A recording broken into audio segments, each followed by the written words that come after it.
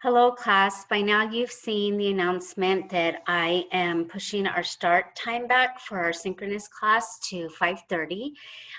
In place of me not being with you between 5 and 5:30, I'm making this recording of the lecture that I had planned to give right at 5 on theories of difference. So we'll begin that now. Let me share my screen.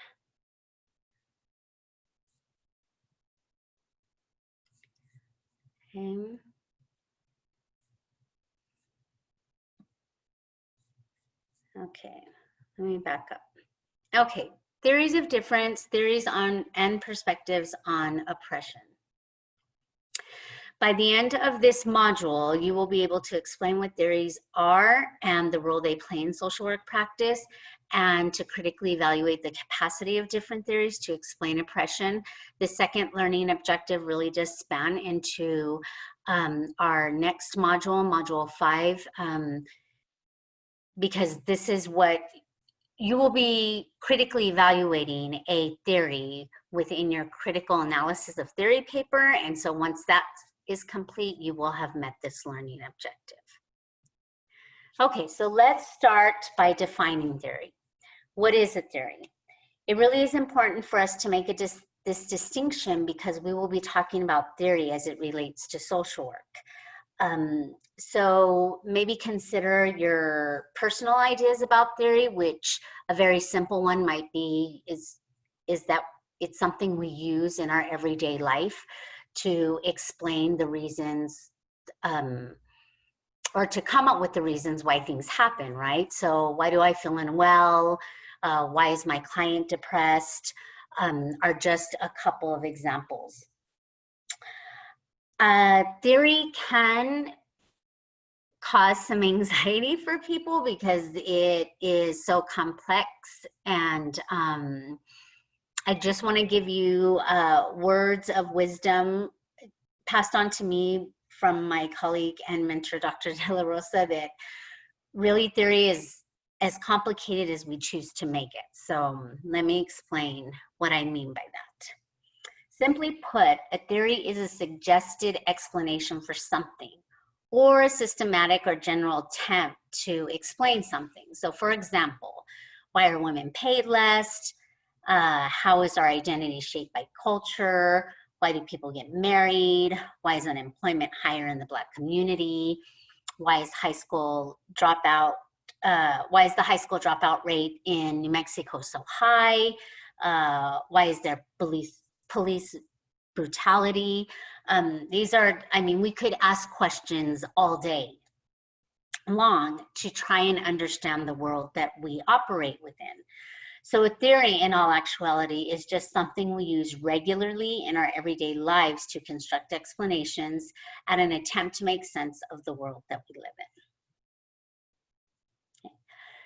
As social workers, we grasp the theory behind something once we grasp the theory behind something, everything else is much easier to understand. The more, and vice versa. So let me go into a little more explanation about that. The more we discover, we then in turn question. So we go from theory to practice and from practice back to theory. Theories that are prevalent in the field of social work come in different, we'll call them sizes. High-level theories focus on trying to explain how and why society is ordered the way it is.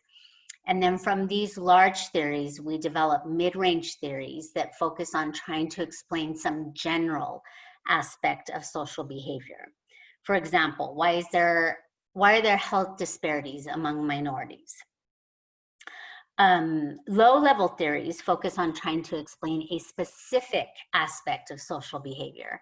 So for example, trying to figure out the reason you might always fall asleep in class. Ha ha. Okay, if you understand the basic principles of high-level theories, you will find it easier to understand other types of theories. Mid-level and low-level theories are often based on the principles underpinning high-level theories. So this was the theoretical frameworks image that we're seeing right here. was given to you in a document. This is a document. It was included in Module 4 under required readings and multimedia, I believe. So basically, this is an image of what I was just talking about, going from high to mid to low-level theory. So one example I can give you is with regard to critical race theory. Critical race theory has a number of offshoots. So there's LAT-CRIT, which is Latina O critical theory. There's Asian crit. There's queer crit.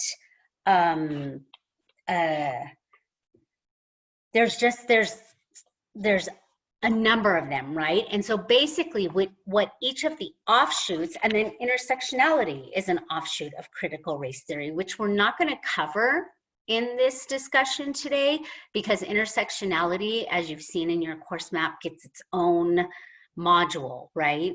So, but intersectionality is also an offshoot of critical race theory. And basically, a mid-level theory, such as LAT-CRIT, Latina O critical theory,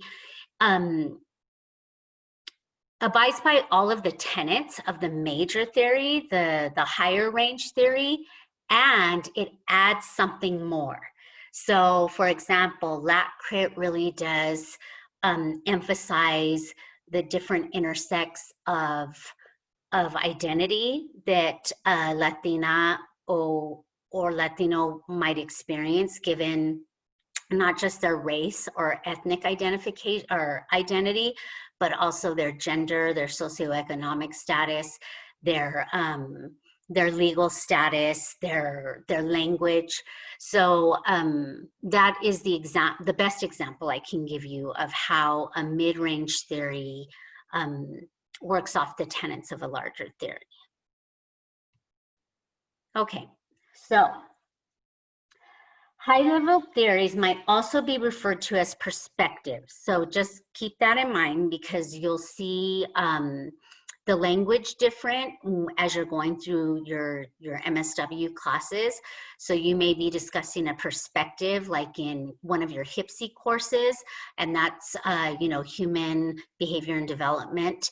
So they may refer to theories more as perspectives, and basically for the purpose of the work that we're doing, a perspective is simply a way of looking at and understanding the social world. So an example might be like, imagine, this betta fish, or you don't have to imagine it, you're looking at it in this bowl, and this very young child's perspective, by the look on their face, might be one of awe. They may think, oh, that's a beautiful fish. They may be very intrigued by the way the fish moves and whatnot.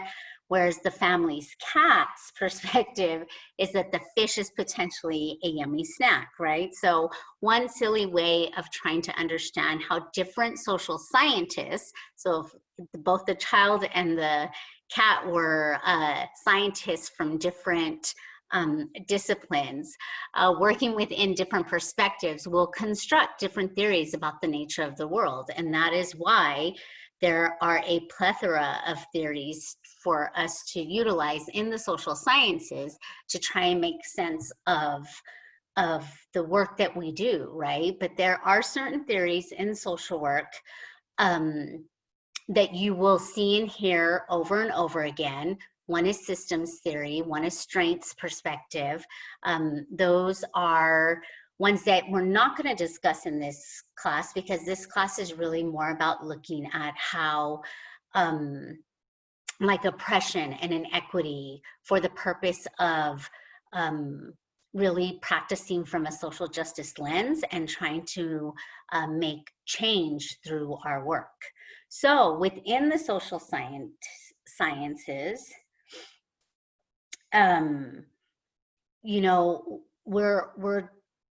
we're really trying to figure out, or we want to ask the question, what is the function of a theory? Because without theory, we would try to examine a social phenomenon without any real type of organization in our approach.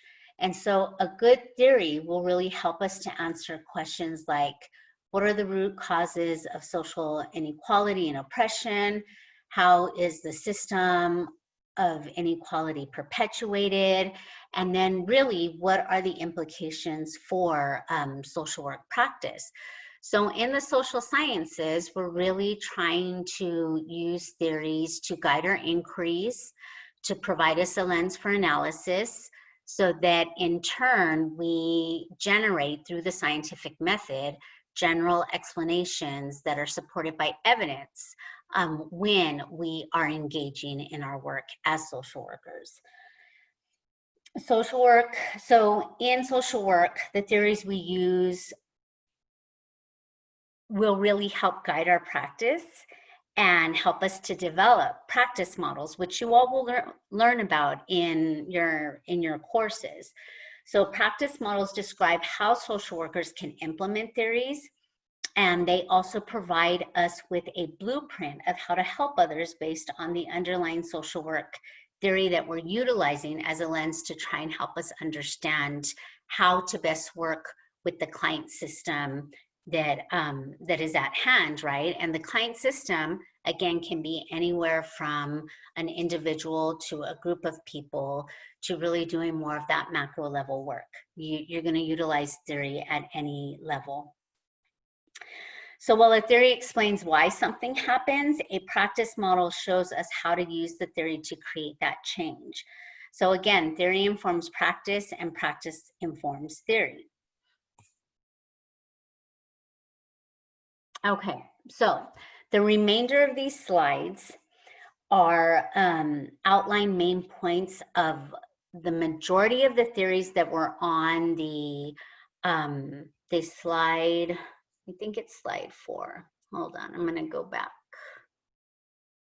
on this theory. So the slides now that I'm just going to click through so you see what they are, because I hadn't intended on, I didn't intend to go into any real depth or discussion about each of the theories, because basically that's your charge within your critical analysis of theory paper.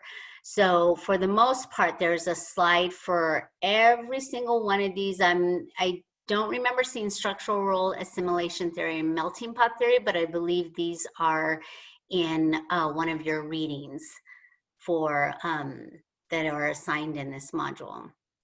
So these are, just so you know, Dr. De La Rosa's slides.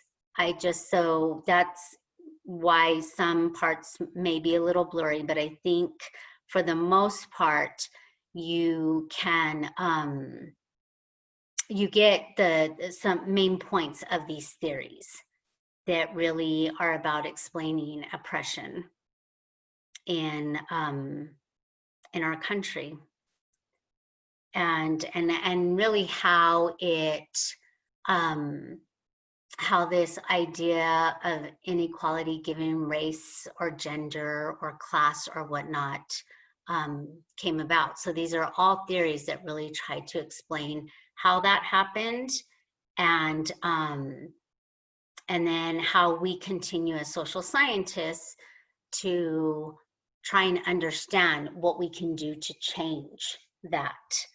And yes, we've been working for many years on trying to push back against oppressive systems and policies and practices that continue to be allowed in our society, unfortunately.